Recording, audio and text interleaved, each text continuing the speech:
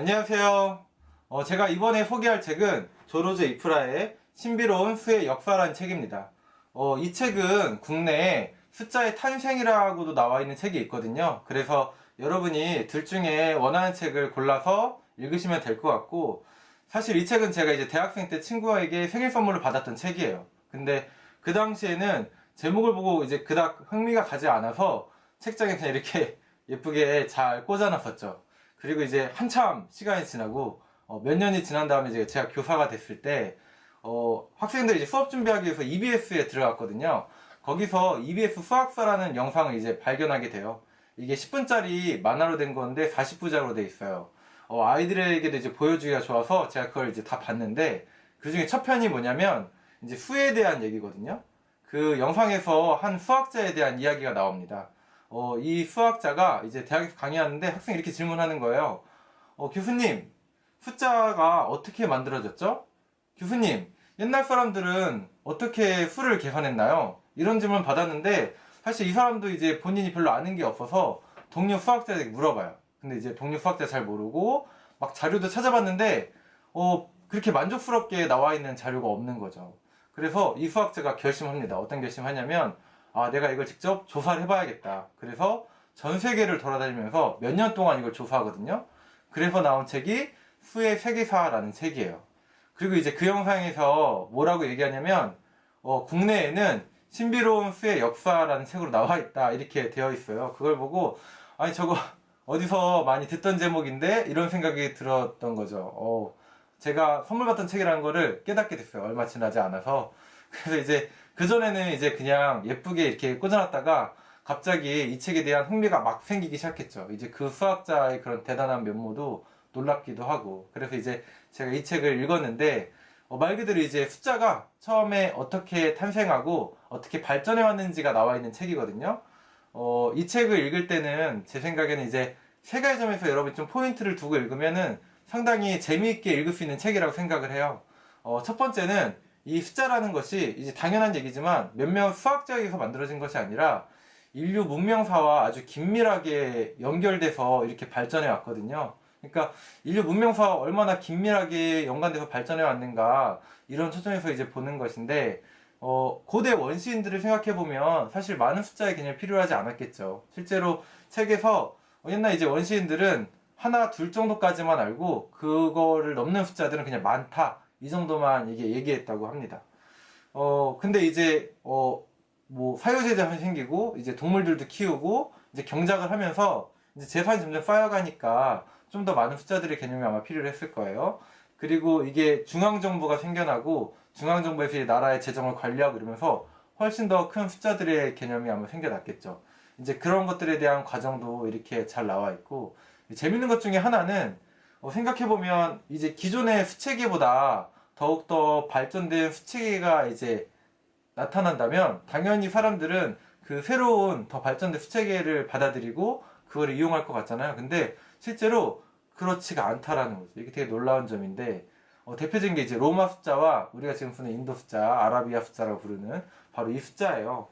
그러니까 이 아라비아 숫자, 인도 숫자가 훨씬 더 뛰어난 숫자 체계인데 그렇다면 사람들이 이걸 알게 됐을 때 당연히 로마 숫자를 쓰고 있던 사람들은 그걸 버리고 얘를 썼어야 할 것 같지만 실제로 상당히 많은 저항에 부딪히고 실제 막 이 아라비아 숫자 사용을 금지하고 막 이러거든. 이런 역사적인 과정들이 있거든요. 그러니까 이게 정말 인류 문명사와 긴밀하게 이렇게 연관이 돼서 그 당시 어떤 정치적인 상황, 그런 경제적인 상황, 어떤 사회적인 상황 이런 거에 영향을 많이 받으면서 발전해 왔다는 것이 잘 이렇게 드러나죠.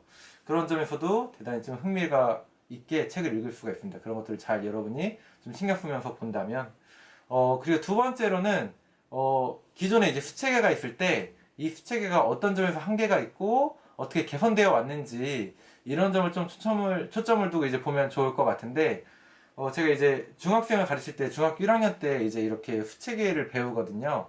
그때 옛날 숫자들도 이제 배워요. 이제 이집트 숫자 같은 경우에 상형 문자로 돼 있잖아요. 이제 이런 것도 제가 아이들이 알려줬었죠. 근데 아이들한테 수업을 할 때는 그냥 이렇게 막 손가락 표시로 나타내거나 그림으로 나타내고 이제 뭐 꽃 같은 그림을 나타내거나 이랬대. 그냥 이렇게만 얘기했었는데 이 책을 읽으면서 그러니까 그런 고민을 안 해본 거죠. 이게 어떤 점에서 좀 문제점이 있고 한계가 있고 그리고 더 개선됐는지 이런 거에 대해서 사실 고민해보지 않았는데 이 책에 이제 그런 것들이 되게 잘 나와 있기 때문에 새로운 시각으로 원래 알던 것임에도 불구하고 다시 새롭게 이제 바라보게 되는 거죠. 그러니까 그냥 지식으로만 있었던 거를 좀 새롭게 깨달게 됐다고 할까요?